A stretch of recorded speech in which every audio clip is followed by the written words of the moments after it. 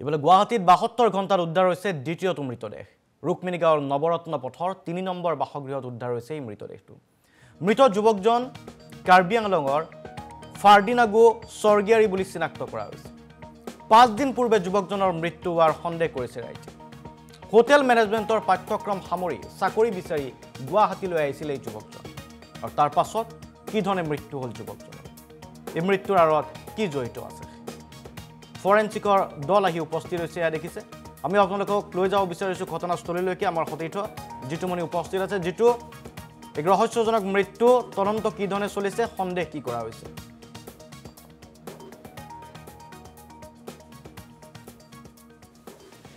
ৰুক্মিণী গাঁৱৰ নন্দন পথত house number ৩ত উদ্ধাৰ হোৱা মৃতদেহটো ইতিমধ্যে মৰণ পৰীক্ষালৈ কৰি লৈ যাবৰ কাৰণে এনেদৰে সাজু হৈছে এয়া হৈছে গুৱাহাটী মহানগৰীৰ যি চাঞ্চল্যকৰ ঘটনা এই ঘটনাৰ পিছতে এই নন্দন পথ আছে নন্দন পথৰ হাউচ নম্বৰ ৩ত যিহেতু ৪-৫ দিন ধৰি যি এটা মৃতদেহ উদ্ধাৰ হৈছে আছিল আৰু এই মৃতদেহটো ইতিমধ্যে যিহেতু মৰণ পৰীক্ষা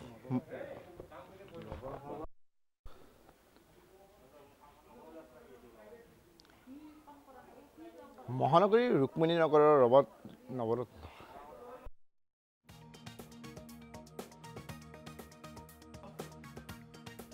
তাত উদ্ধাৰ হৈছে দ্বিতীয়টো মৃতদেহ ৫ দিন পূৰ্বে যুৱকজনৰ মৃত্যুৰ সন্দেহ কৰা হৈছে এই ৫ দিন পূৰ্বে কি ধৰণে মৃত্যু হ'ল যুৱকজনৰ ৫ দিনলৈকে কোনেও অৱগত হোৱা নাছিল নেকি কি ধৰণে মৃত্যু হৈছিল যুৱকজনৰ গতিকে এই ৫ দিনে পৰিয়ালৰ সৈতেও কোনো ধৰণৰ যোগাযোগ নাছিল নেকি হোটেল মেনেজমেণ্টৰ পাঠ্যক্ৰম সামৰি গুৱাহাটীত চাকৰি বিচাৰি আহিছিল যুৱকজন আৰু ৰহস্যজনকভাৱে মৃতদেহ উদ্ধাৰ হৈছে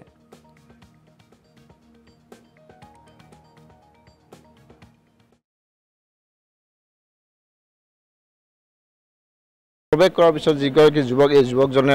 মৃতদেহ উদ্ধাৰ কৰে ইতিমধ্যে আমি দেখুৱাইছোঁ এয়া মৰণ পৰীক্ষাৰ কাৰণে গুৱাহাটী মেডিকেল হস্পিটেললৈ পোনে লৈ যোৱা হৈছে আৰু মৰণ পৰীক্ষাৰ পিছতে হয়তো যিগৰাকী যুৱকজনক পৰিয়ালৰ হাতত চমজাই দিয়া হ'ব ইতিমধ্যে আমি উল্লেখ কৰিছোঁ যে যিগৰাকী যুৱক সেই যুৱকগৰাকী কাৰ্বি আংলঙৰ যুৱকজনে দীৰ্ঘদিন ধৰি এই হাউচ নম্বৰ ৩ত তেওঁ আছিলে আৰু ইতিমধ্যে আমি উল্লেখ কৰিছোঁ যে ২২ তাৰিখৰ পৰা এই ঘৰৰ পৰিয়ালৰ লগত কোনো যোগাযোগ নাছিল আৰু সেইগৰাকী যুৱক যিগৰাকী যুৱকে বিভিন্ন সময়ত এই গুৱাহাটী মহানগৰৰ বিভিন্ন লগত আছিল কিন্তু ইতিমধ্যে উল্লেখ কৰিবলগীয়া যিটো কোঠালীৰ ভিতৰত প্ৰৱেশ কৰিছে সেই কোঠালীৰ ভিতৰত যুৱকজনক কোনোবাই আত্মহত্যা কৰি মৃত্যুবৰণ কৰিছে নে আন কিবা কণ্টেক্ট কৰিছে ইতিমধ্যে কিন্তু এই কোঠালীটোৰ ভিতৰত যি সুৰামূত্ৰৰ বটল পোৱা গৈছে কিন্তু এই কথা এটা উল্লেখ কৰিবলৈ যে বিভিন্ন সময়ত যে যুৱ প্ৰজন্মৰ যিসকল যুৱক যুৱতী আছে যুৱতীসকলে বিভিন্ন ধৰণৰ নিচাযুক্ত দ্ৰব্যৰ লগত জড়িত আছে বা ড্ৰাগছৰ লগত জড়িত হয় ইতিমধ্যে আমি উল্লেখ কৰিছোঁ যে লক্ষ্মীনগৰত যিগৰাকী যুৱতী মৃত্যুবৰণ কৰিছে মৃত্যুবৰণ কৰা যুৱতীগৰাকীৰ লগত কিন্তু ড্ৰাগছ পোৱা গৈছিল ইয়াৰ পৰা আমি প্ৰমাণ কৰিছে যে গুৱাহাটী মহানগৰীৰ ড্ৰাগছৰ যি সৰবৰাহ এই সৰবৰাহ কিন্তু দীৰ্ঘদিনে ধৰি বৃদ্ধি পাই গৈ আছে কিন্তু ইয়াত কোনো ধৰণৰ আৰক্ষীয়ে মানে ব্যৱস্থা গ্ৰহণ কৰিব পৰা নাই ইতিমধ্যে আমি পুনৰ কৈছোঁ যে গুৱাহাটী মহানগৰীৰ এটাৰ পিছত আন এটা যুৱক যুৱতীৰ মৃতদেহ উদ্ধাৰ হৈ আছে আমি ইতিমধ্যে উল্লেখ কৰিছোঁ যে 16 তাৰিখে এগৰাকী যুৱতীৰ মৃতদেহ উদ্ধাৰ হৈছে আজি পুনৰ আৰু এই গুৱাহাটী মহানগৰীৰ ৰুক্মিণী নগৰৰ নৱৰত্ন পথৰ যিগৰাকী হাউচ নম্বৰ 3ত এটা যুৱকৰ মৃত্যুদেহ হয় যিগৰাকী যুৱকে দীৰ্ঘদিন ধৰি এই মোৰ পিছফালে থকা ভাড়াঘৰটোতে আছিল আৰু অৱশেষত ২২ তাৰিখৰ পৰা যুৱকজনৰ লগত ঘৰৰ পৰিয়ালৰ কোনো যোগাযোগ নাছিল আৰু অৱশেষত পৰিয়ালৰ লোকে আহিছিল আৰু যেতিয়া ওচৰ চুবুৰীয়ে কিছু গোন্ধ পাইছিল গোন্ধ পাই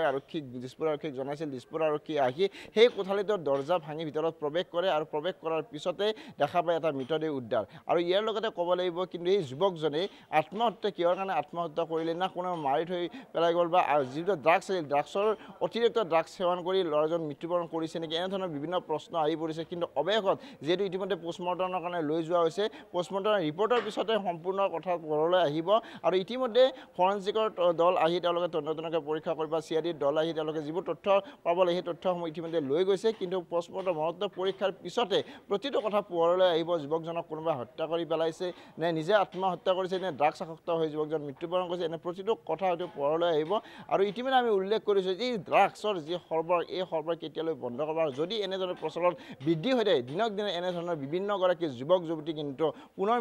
মৃত্যু হোৱাৰ বা তেওঁলোকে আত্মহত্যাৰ পথ বাছি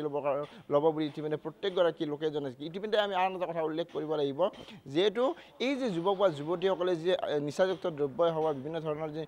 তেওঁলোকে ধৰণৰ যে ড্ৰাগছৰ লগত জড়িত থকা বিভিন্ন ধৰণৰ কথা আহি পৰিছে আৰু পুনৰ কৈছে এই যিটো বাসগৃহ আছে এই বাসগৃহটোতে সেইগৰাকী কাৰ্বি আংলঙৰ যুৱক যিগৰাকী হোটেল মেনেজমেণ্ট পঢ়ি আছিল আৰু পঢ়ি তেখেতে পাঠ সামৰি তেখেতে চাকৰিৰ কাৰণে গুৱাহাটী মহানগৰীত আছিল আৰু সেইগৰাকী যুৱকৰ ইতিমধ্যে মৃত্যুবৰণ হৈছে আৰু ইতিমধ্যে পোষ্টমৰ্টমৰ কাৰণে লৈ গৈছে আৰু মৰণৰ পৰীক্ষা সামৰি প্ৰতিটো কথা পোহৰলৈ আহিব যুৱকজনক কোনোবাই নিজে আত্মহত্যা কৰিছে নে কোনোবাই হত্যা কৰি পেলাই থৈ গৈছে নে ড্ৰাগছ বা আন নিচাযুক্ত খাদ্য খাই যুৱকজনে মৃত্যুবৰণ কৰিছে প্ৰতিটো কথা মৰণৰ পৰীক্ষাৰ পিছতেই পোহৰলৈ আহিব।